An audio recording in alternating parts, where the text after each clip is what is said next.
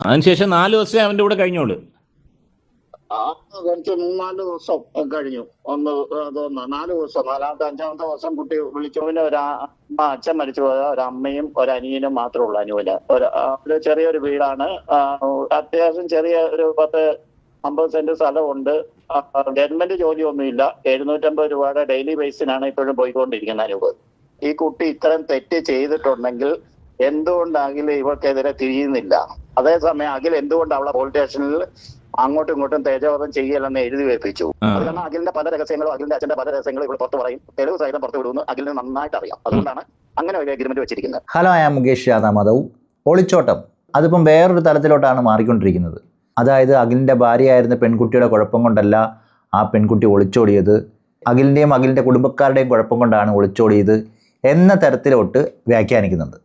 അവിടേക്ക് അതിനെ സപ്പോർട്ട് ചെയ്യാനും ആളുകളുണ്ട് എന്നുള്ളതും എടുത്തു പറയേണ്ട കാര്യമാണ്. കാരണം ഒരു പ്രശ്നം സമൂഹത്തിലോട്ട് വരുമ്പോൾ അതിൽ 2 ഭാഗത്തു നിന്ന് ചിന്തിക്കുന്നവരും കാണും. ഒന്ന് ആ പയ്യൻ്റെ അവസ്ഥ, പിന്നീട് ആ പെൺകുട്ടിയുടെ അവസ്ഥ. എന്തുകൊണ്ടായിരിക്കണം ആ പെൺകുട്ടി ഒളിച്ചോടിയത് എന്നുള്ള ചോദ്യം. അവിടേക്ക് അഖിലിൻ്റെ വീട്ടിൽ എന്ത് പ്രശ്നമുണ്ടായിരുന്നാലും അതിനെ തരണം ചെയ്യുകയോ ഇല്ലെങ്കിൽ അത് സ്വന്തം വീട്ടിൽ അറിയിക്കുകയോ ഇല്ലെങ്കിൽ നിയമപരമായിട്ട് മുന്നോട്ട് പോവുകയാണ് ചെയ്യേണ്ടത്. ഒരുപക്ഷെ ആ ഒളിച്ചോട്ടത്തിന് പകരം സ്വന്തം വീട്ടിലോട്ടാണ് പോയിരുന്നെങ്കിൽ, അതിനുശേഷം ഡിവോഴ്സ് പെറ്റീഷൻ ഫയൽ ചെയ്തിരുന്നെങ്കിൽ ഈ പ്രശ്നങ്ങൾ ഇത്രയും ആളിക്കത്തതുമില്ലായിരുന്നു, ഇത്രയും നെഗറ്റീവുകൾ ആ കുടുംബങ്ങൾക്കുണ്ടാവുകയും ചെയ്തില്ലായിരുന്നു. അവിടെയൊക്കെ ആ രീതിയോടാണ് പലർക്കും എതിരഭിപ്രായം. എന്ന് കരുതി ഇഷ്ടപ്പെട്ട ഒരാളുടെ കൂടെ പോകുന്നതിനൊന്നും തെറ്റു പറയാൻ കഴിയത്തില്ല. പക്ഷേ നിങ്ങളൊരു ബന്ധത്തിൽ ഏർപ്പെട്ടിരിക്കുമ്പോൾ ആ ബന്ധം നിയമപരമായിട്ട് വേർപ്പെടുത്തിയിട്ട് വേണമായിരുന്നു മറ്റൊരു ബന്ധത്തിലോട്ട് പോകാൻ. പ്രത്യേകിച്ച് എടുത്തു പറയുകയാണെങ്കിൽ സോഷ്യൽ മീഡിയയിൽ നിറഞ്ഞു നിൽക്കുന്ന ഒരു വ്യക്തി, ആ വ്യക്തിയെ എത്രമാത്രം മോശമായിട്ടായിരിക്കും പിന്നീട് സോഷ്യൽ മീഡിയ തന്നെ ചിത്രീകരിക്കുക എന്ന് ഊഹിക്കാവുന്നതേ ഉള്ളൂ. അവിടെയാണ് പലർക്കും എതിരഭിപ്രായം. എന്തായാലും പെൺകുട്ടി ഓടിപ്പോയതിനെ ന്യായീകരിച്ചുകൊണ്ട് ഇപ്പോൾ പലരും വരുന്നുണ്ട്. അത് പെൺകുട്ടിയുടെ പിതാവിൻ്റെ സുഹൃത്തുക്കൾ തന്നെയാണ് ഇപ്പോൾ ഓഡിയോ പുറത്തുവിട്ടിരിക്കുന്നത്. എന്തായാലും ആ ഓഡിയോ നമുക്കൊന്ന് കേട്ടു നോക്കാം. അങ്ങനെ ഈ കുട്ടിയുമായിട്ട് ഞങ്ങൾ കോടതിയിൽ പോയപ്പോൾ കോടതിയിൽ ജഡ്ജി ചോദിച്ചു ആരുടെ കൂടെ പോകാനാ താല്പര്യം എന്ന് ചോദിച്ചപ്പോൾ അവന്റെ കൂടെ പോകാനാന്ന് പറഞ്ഞു. ഒരു 3-4 ദിവസം കഴിഞ്ഞപ്പോ ഈ കുട്ടി പറഞ്ഞാച്ചാ ഞാൻ അച്ഛന്റെ അടുത്തോട്ട് വരികയാണ്, എനിക്ക് അച്ഛനെ കാണണം, എനിക്ക് കുറെ കാര്യങ്ങള്. പക്ഷെ പഠിക്കാൻ പോകുന്ന അവരുടെ ബസ്സിലായിരുന്നു, ഇവന്റെ ബസ്സിലായിരുന്നു. അവൻ കല്യാണം കഴിച്ചിട്ടില്ലല്ലോ? ഇല്ല, അവൻ കല്യാണം കഴിച്ചിട്ടില്ല. അവനൊരു പ്രേമം ഉണ്ടായിരുന്നു, അത് ഇതായിപ്പോയി, ബ്രേക്കപ്പ് ആയിപ്പോയി. അവന്റെ നിരാശയൊക്കെ ഇരിക്കുമ്പോഴാണ് ഇവളുമായിട്ട് സ്നേഹമായത്. അങ്ങനെ അപ്പൊ ഈ സംഭവത്തില് ഈ രാത്രി ഒരു 12:30 ആയപ്പോഴാണ് എന്നെ അദ്ദേഹം വിളിക്കുന്നത്, ഈ കുട്ടിയുടെ പിതാവ് വിളിക്കുന്നത്. അദ്ദേഹത്തിന്റെ പേര് പത്മകുമാർ എന്നാണ്. അതായത് ഒറിജിനൽ പിതാവ്, രണ്ടാമത്തെ അല്ലേ? അതായത് ആദ്യത്തെ അച്ഛൻ. ഈ കൊച്ചിന് 2 അച്ഛന്മാരാണ്, അറിയാമല്ലോ. ഒരു അഡ്വക്കേറ്റ് ഷാജി നൂറനാട്, കോൺഗ്രസ് പാർട്ടിയുടെ ആലപ്പുഴ ജനറൽ സെക്രട്ടറി ഒക്കെ അയാള്. ശരി. കോൺഗ്രസ് പാർട്ടിയുടെ ചെറിയൊരു നേതാവാണ് അവിടത്തെ. അപ്പം അമ്മ ലത എന്നാണ് പേര്, അമ്മയുടെ പേര്. അപ്പൊ ഇവര് ഡിവോഴ്സ് ആയതാണ്. ഫസ്റ്റില് ഇവര് തമ്മിൽ ഒളിച്ചോടിയതല്ല. അതായത് പത്മകുമാർ ഈ കൊച്ചിന്റെ അമ്മയും കൂടെ ജീവിക്കുമ്പോ അവരെ ഒളിച്ചോടിയതല്ല. പക്ഷെ പല ചാനലുകളും ഒളിച്ചോടിയതായിട്ടാ വന്നത്. ഒളിച്ചോടിയതല്ല, ഇവര് മ്യൂച്വൽ ഡിവോഴ്സ് ചെയ്തതാണ്. അങ്ങനെയാണ് ഷാജിയെ കെട്ടുന്നവര്. പക്ഷെ ഇതിനു മുമ്പ് അറിയാൻ കഴിഞ്ഞത് ഈ അമ്മയും ഒളിച്ചോടി എന്ന തരത്തിലായിരുന്നു. എന്നാൽ ഒളിച്ചോടിയതല്ല, ഡിവോഴ്സ് ആയിരുന്നു എന്നാണ് ഇപ്പോൾ ഇദ്ദേഹം തന്നെ പറയുന്നത്. ഒരുപക്ഷെ ആ ഒരു രീതി ഈ പെൺകുട്ടിയും തുടർന്നിരുന്നെങ്കിൽ, ഇങ്ങനൊരു ഒളിച്ചോട്ടം ഒഴിവാക്കിക്കൊണ്ട് തന്നെ നിയമപരമായിട്ട് വിവാഹം കഴിച്ചിരുന്നെങ്കിൽ ഈ പ്രശ്നങ്ങളൊന്നും സോഷ്യൽ മീഡിയയിലോട്ട് ആരും കൊണ്ടുവരുത്തുമില്ലായിരുന്നു, ഇത്രയും മോശമായിട്ട് അവരെ ചിത്രീകരിക്കത്തുമില്ലായിരുന്നു. അവിടെയൊക്കെ അന്ന് കിട്ടിയ ഇൻഫർമേഷൻ്റെ അടിസ്ഥാനത്തിൽ ഈ പെൺകുട്ടി അമ്മയുടെ ഭാഗം തന്നെ സ്വീകരിച്ചു, അതായത് രണ്ടാമതൊരാളുടെ കൂടെ പോയിരിക്കുകയാണ് എന്ന രീതിയിലായിരുന്നു കഥകൾ വന്നിരുന്നത്. അവിടെയൊക്കെ ആ പെൺകുട്ടിയുടെ അമ്മ മ്യൂച്വലി ഡിവോഴ്സ് ആയതിനു ശേഷം രണ്ടാമത് കല്യാണം കഴിച്ചതെന്നാണ് ഈ വ്യക്തി പറഞ്ഞു വയ്ക്കുന്നത്. പിന്നെ ഈ കുട്ടി അവരുടെ കൂടെയാണ് വളർന്നതൊക്കെ, ഈ രണ്ടാനച്ഛന്റെ കീഴിൽ. പിന്നെ അവിടുന്ന് എന്തൊക്കെയോ പ്രശ്നം ഉണ്ടാക്കി ഒന്നാനച്ഛന്റെ വീട്ടിൽ വന്ന് കൊച്ചിന് കുറച്ച് കാര്യങ്ങളൊക്കെ വിഷമമൊക്കെ ആയിട്ട് പുള്ളിയുടെ കൂടെയും നിന്നിട്ടുണ്ട്. കൂടുതലും ഭൂരിഭാഗം നിന്ന ലതയുടെ കൂടെയാണ്. ഇത് ഒന്നാമത്തെ അച്ഛൻ ആള് ഒരു ശുദ്ധനാണ്. ആള് ഭയങ്കര ഒരു പിതാവിനും ഇല്ലാത്ത സ്നേഹമാണ് ഈ മോളോട്. അങ്ങനെയാണ് കൊഞ്ചിച്ച് വളർത്തിയത്. കാശുമുണ്ട്, അത്യാവശ്യം നല്ല പണവുമുണ്ട്. പുള്ളിയുടെ ലീഗൽ കാര്യങ്ങളെല്ലാം ചെയ്തു കൊടുക്കുന്നത് ഞാനാ. അങ്ങനെയാണ് ഞാനുമായിട്ടുള്ള പുള്ളിയുടെ ബന്ധം. പുള്ളിക്ക് ഒരുപാട് സ്വത്തുക്കളും കാര്യങ്ങളൊക്കെ ഉള്ളതുകൊണ്ട് പുള്ളിയുടെ ലീഗലായിട്ടുള്ള കാര്യങ്ങളെല്ലാം നോക്കുന്നത് ഞാനാ, ഈ പത്മകുമാറിന്റെ. അപ്പൊ ഇത് അറിഞ്ഞു കഴിഞ്ഞപ്പോ ഞാനും പുള്ളിയും തമ്മിൽ നല്ല പോലെ പുള്ളി ഹോസ്പിറ്റലിൽ പുള്ളിക്ക് തലവേദനയും പനിയും ഒക്കെ കൂടിയിട്ട് തിരുവല്ല ഹോസ്പിറ്റലിലൊക്കെ കൊണ്ടാക്കിയത് ഞാനാണ്. അതുപോലെ ഈ കുട്ടിയെ എത്രയും പെട്ടെന്ന് പിടിപ്പിക്കാൻ വേണ്ടി രമേശ് ചെന്നിത്തലയെ ബന്ധപ്പെട്ട് ഉറങ്ങിക്കിടന്ന സ്ത്രീയെ ഉണർത്തി 2 മണിക്കൂറിനുള്ളിൽ പിടിച്ച് ഇവനെയും അവളെയും കൂടെ പിടിച്ച് സ്റ്റേഷനിൽ കൊണ്ടുവരിച്ചത് ഞാനാണ്. എന്നിട്ട് ഞാനും പത്മകുമാറും കൂടെ ഈ കുട്ടിയുടെ അച്ഛനും കൂടെ സ്റ്റേഷനിൽ പോയി. അപ്പൊ ഈ പയ്യനുണ്ട്, ഈ പയ്യനോട് ഈ കൊച്ചിന്റെ അമ്മയും രണ്ടാനച്ഛനും സംസാരിച്ചുകൊണ്ട് നിൽക്കുകയായിരുന്നു. ഒരു കാരണവശാലും ഇവൻ ബിൽഡിംഗ് അല്ല.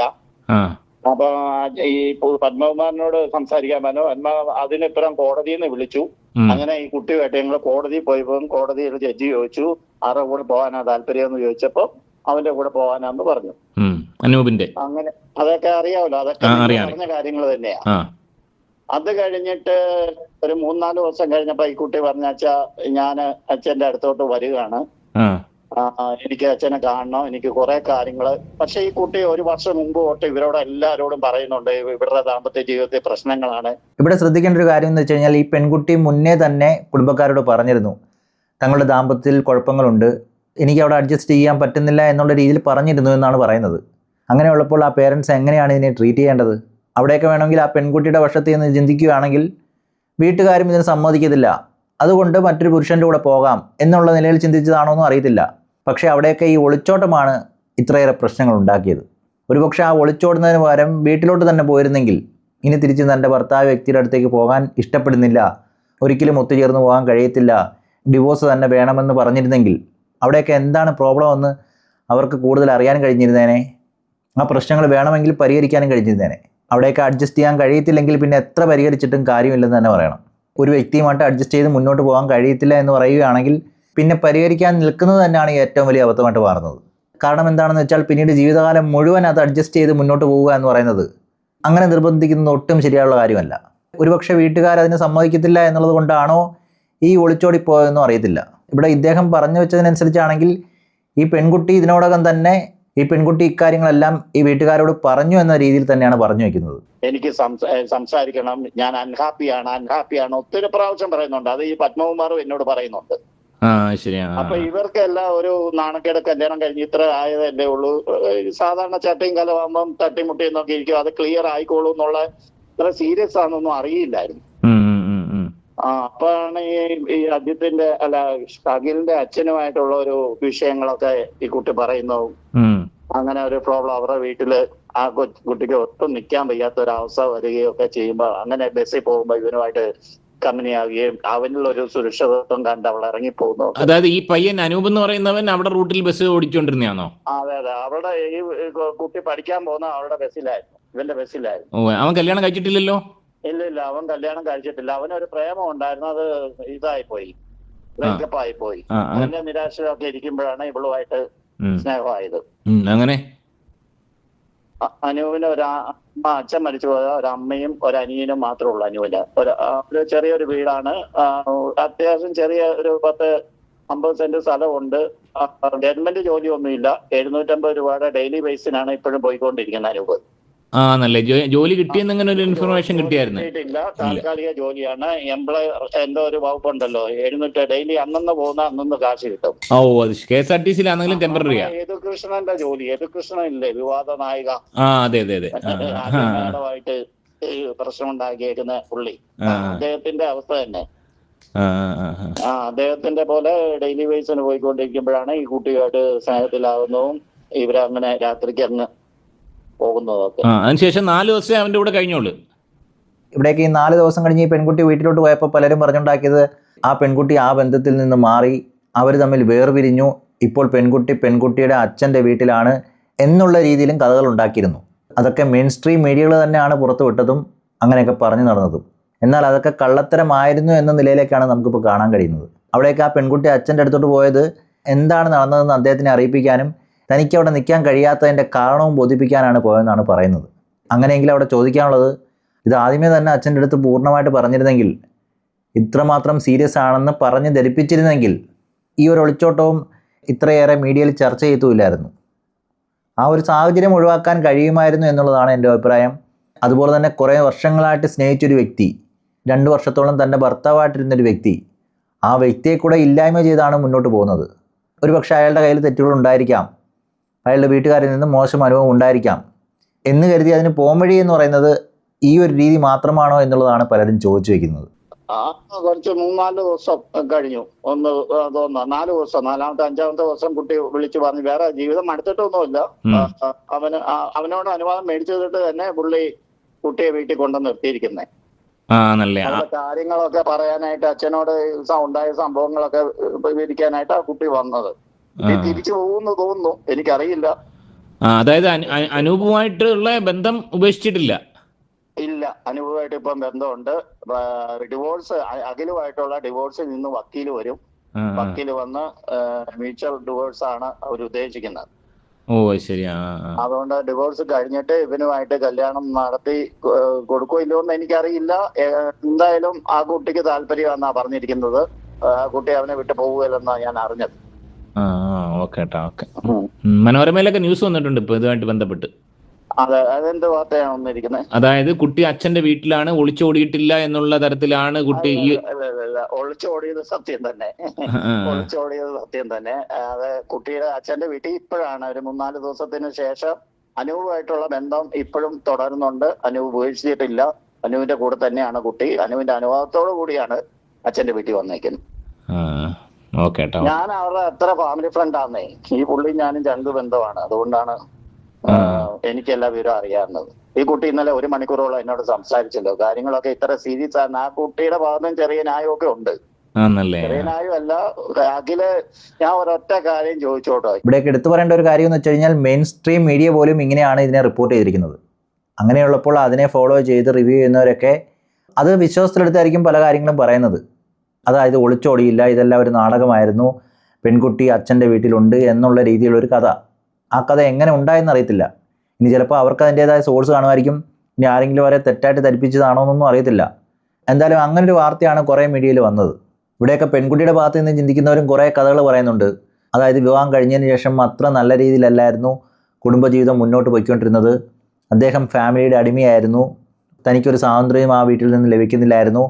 മാറി താമസിക്കണമെന്ന് പറഞ്ഞതിനൊക്കെ പോലും തൻ്റെ അഭിപ്രായത്തിനൊരു വില കൊടുത്തില്ല എന്നുള്ള രീതിയിലും പറയുന്നുണ്ട്. പക്ഷേ ഇതൊക്കെ എത്രമാത്രം സത്യമാണെന്നോ ഇതൊക്കെ സ്വയം മാനം രക്ഷിക്കാൻ വേണ്ടി പറയുന്ന കഥകളാണോ എന്നൊന്നും അറിയത്തില്ല. എന്തായാലും അങ്ങനൊരു കഥയും ഇപ്പം പലരും പറഞ്ഞു നടക്കുന്നുണ്ട്. അതും കൂടെ ഒന്ന് കേട്ടു നോക്കാം. പേടിയാണ് അച്ഛന്. ഭക്ഷണം കഴിക്കുകയാണെങ്കിലും അവർക്ക് ഒരു ഫ്രീഡം ഇല്ലെന്നാണ് ഈ കുട്ടി പറയുന്നത്. അച്ഛനാണ് അങ്ങനത്തെ സ്വഭാവം. അഖിലിനോട് പറഞ്ഞിട്ട് അഖിൽ അത് ഒന്ന് ചോദ്യം ചെയ്യുക പോലും ചെയ്തില്ല എന്നുള്ളതാണ് ഈ കുട്ടിയുടെ ദുഃഖം. അത് ശരിയാ. അതാണ് മെയിൻ വിഷയം. അവർക്കിടെ പ്രശ്നം ഉണ്ടായി. ഈ കുട്ടിയുടെ അച്ഛന് ഈ കുട്ടിയോട് ഇത്ര പക ഉണ്ടാകാൻ കാരണം അത് കണ്ടുപിടിച്ചതാണ്. വീട്ടിൽ നിന്ന് മാറി താമസിക്കാൻ പറഞ്ഞല്ലേ? മെയിൻ വില്ലൻ അച്ഛനാണ്, അഖിലിന്റെ അച്ഛനാണ് മെയിൻ വില്ലൻ. വീട്ടിൽ നിന്ന് മാറി താമസിക്കാൻ പറഞ്ഞല്ലേ? വീട്ടിൽ നിന്ന് താമസിക്കാൻ അഖില് പറഞ്ഞു ഹോസ്റ്റലിലുള്ളൂ, നിന്നെ വേണമെങ്കിൽ ഹോസ്റ്റലിൽ വിട്ടേക്കാം, ഞാൻ വരുന്നില്ല, എന്റെ അച്ഛനും അമ്മയും വിട്ടു ഞാൻ വരികയെന്ന്. അത് ന്യായം. ഒരു മകനെ അങ്ങനെ വിളിച്ച ചില മക്കൾ അച്ഛനോടും അമ്മയോടും സ്നേഹമുള്ളവർ പോവുകയില്ല. പക്ഷെ ഇങ്ങനെ ഒരു പ്രശ്നവും വന്ന് ഇവർക്ക് അവിടെ ജീവിക്കാൻ മേലാത്ത രീതിയിൽ വന്നപ്പോഴാണ് ഇവള് വേറെ താമസിക്കാന്ന് പറഞ്ഞത്. അത് അഖില് നിരസിച്ചു. അതാണ് വിഷയം. ഇത് പെൺകുട്ടിയുടെ പിതാവിൻ്റെ സുഹൃത്താണ് പറയുന്നത്. അതുകൊണ്ട് തന്നെ പെൺകുട്ടിക്ക് അനുകൂലമായിട്ടുള്ള കാര്യങ്ങളായിരിക്കും പറയുന്നതും പെൺകുട്ടിയെ സപ്പോർട്ട് ചെയ്തുമായിരിക്കും പറയുന്നത്. അവിടെയൊക്കെ അഖിലിൻ്റെ വീട്ടുകാരിൽ നിന്നും ഇങ്ങനെ ഒരു മോശം അനുഭവം ഉണ്ടായിക്കഴിഞ്ഞാൽ മറ്റൊരു വ്യക്തിയുമായിട്ട് ഒളിച്ചോടി പോവുകയാണോ ചെയ്യേണ്ടതെന്നുള്ള ചോദ്യം വരും. അവിടെയും ഇദ്ദേഹം പറയുന്നതിനനുസരിച്ചാണെങ്കിൽ അഖിലിൻ്റെ അച്ഛനുമായിട്ടല്ലേ പ്രശ്നം. അഖിലിൻ്റെ അച്ഛനുമായിട്ട് എന്തെങ്കിലും പ്രശ്നം ഉണ്ടെങ്കിൽ അത് മറ്റൊരാളുടെ കൂടെ ഒളിച്ചോടി പോകുമ്പോൾ ആ പ്രശ്നം മാറുമോ? ഇല്ലെങ്കിൽ അതായിരുന്നോ ഇതിന് പോകാൻ വഴി? ആ രീതിയിൽ ചിന്തിക്കുകയാണെങ്കിൽ ഇതൊരു കാരണമായിട്ട് ആരും എടുക്കത്തില്ല. ഇനി അഖിലിൻ്റെ ഭാഗത്തു നിന്ന് എന്തെങ്കിലും മോശമായിട്ടുണ്ടോ എന്ന് അറിയത്തില്ല. അതിനെക്കുറിച്ച് കുറേ ഇല്ലാ കഥകളല്ലാതെ വേറെ തെളിവുകളൊന്നും നമുക്ക് ലഭ്യമായിട്ടുമില്ല. അപ്പം നിലവില് അച്ഛന്റെ വീട്ടിലാണുള്ളത്, സ്വന്തം അച്ഛന്റെ വീട്ടിലാണ് അവളെ ഉള്ളത് ഒറ്റയ്ക്ക്. അതെ, തീർച്ചയായിട്ടും. ഇപ്പൊ അച്ഛൻ അവളെ ഏറ്റെടുത്തിരിക്കുകയാണ്.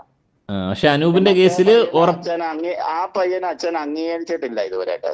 ഒളിച്ചു കൊണ്ടുപോയ പയ്യനെ അംഗീകരിച്ചിട്ടില്ലെങ്കിലും അവനെ അംഗീകരിച്ചിട്ടില്ല എന്നാണ് ഞാൻ അറിഞ്ഞത് ഇതുവരെ. അയാൾക്ക് അംഗീകരിക്കുകയാണെങ്കിൽ കുറച്ചും കൂടെ ബുദ്ധിമുട്ടാണ്. കുറച്ചും കൂടെ കഴിഞ്ഞിട്ട് അംഗീകരിക്കുമായിരിക്കും. അതായത് കൊണ്ടുപോയ പയ്യനെ അച്ഛന് താല്പര്യമില്ല. അച്ഛന് താല്പര്യമില്ലെന്നല്ല, അച്ഛന് ഏതൊരു അച്ഛനായാലും കുറച്ച് ഇത് വരുമല്ലോ. അങ്ങനെ ഒരു ഇത് പുള്ളി അംഗീകരിക്കുകയോ വീട്ടിൽ കയറ്റി താമസിപ്പിക്കുകയോ ഒന്നും ചെയ്തിട്ടില്ല അവനെ. പുള്ളി ഒറ്റയ്ക്കാണോ ഇപ്പം? ഈ മേഘ ഒറ്റയ്ക്കാണ് പുള്ളിയുടെ. അതല്ല ചേട്ടാ, നമ്മുടെ ഈ പിന്നെ ഇദ്ദേഹത്തിന്റെ ഫാദർ, മേഘയുടെ ഫാദർ ഒറ്റയ്ക്കാണോ? മേഘയുടെ ഫാദർ ഒറ്റയ്ക്കല്ല, അമ്മയുണ്ട്, മേഘയുടെ അപ്പൂപ്പനുണ്ട്, ഓ ശരി. 2 ജോലിക്ക് ഒരു ബന്ധുവുണ്ട്, പിന്നെ 2-3 ജോലിക്കാരുണ്ട്. ഒരു ഹൈ ഫാമിലിയാ. ഇല്ലം ഫാമിലിയാണ്. അവിടുത്തെ ഒരു പുരാതനമായ ഒരു 4 കെട്ട് വീടും കാര്യങ്ങളും അങ്ങനെയൊക്കെയുള്ള ഒരു സെറ്റപ്പാണ്. ഒരു 4-5 ഏക്കർ സ്ഥലത്തിന്റെ അകത്താണ് ഈ വീട് ഇരിക്കുന്നത്. ഇടനാട്. ഓ, നല്ല സാമ്പത്തികമുള്ളവരാ. നല്ല സാമ്പത്തികം എന്ന് പറഞ്ഞാൽ കോടികളുടെ ആസ്തിയുള്ള. എനിക്ക് അറിയാമല്ലോ, ഞാൻ അവിടെ പോയി ഒരാഴ്ചയൊക്കെ താമസിക്കുന്ന പുള്ളിയുടെ കൂടെ. ഓ ശരി. എന്നെ ഭയങ്കര കാര്യമാണ് പുള്ളിക്ക്. എന്ത് കാര്യം ഉണ്ടായാലും പുള്ളി ആദ്യം വിളിച്ച് പറഞ്ഞ് എന്നോടാ എന്റെ മോള് പോയെന്നും അവരെ പിടിച്ചു കൊടുക്കണമെന്നും ഒക്കെ ആവശ്യം. അന്ന് രാത്രി തന്നെ ഞാൻ വണ്ടി എടുത്ത് പുള്ളിയുടെ അടുത്ത് പോവുകയും പിറ്റേന്ന് രാവിലെ ഞങ്ങൾ 2 സ്റ്റേഷനിൽ പോയത് ഈ പയ്യനുമായിട്ട് സംസാരിക്കുകയും ഒക്കെ ചെയ്തു. കാര്യം ഉണ്ടായില്ല. പക്ഷേ ഈ ഒളിച്ചോട്ടം അത് വേണ്ടായിരുന്നു എന്ന് തോന്നിപ്പോകുന്നുണ്ട്. അവിടെയൊക്കെ ആ ഒളിച്ചോട്ടം ഇല്ലായിരുന്നെങ്കിൽ ഇതൊരു വലിയ പ്രശ്നമായിട്ട് ആരും കാണത്തുമില്ലായിരുന്നു. ഇനി ഇതൊരു വലിയ പ്രശ്നമാക്കി എടുക്കാൻ വേണ്ടിയാണോ ഈ ഒളിച്ചോടിയെന്നും അറിയത്തില്ല. അങ്ങനെ പറയുന്നവരും ഉണ്ട്. എന്നാൽ എനിക്ക് അങ്ങനെ തോന്നുന്നില്ല.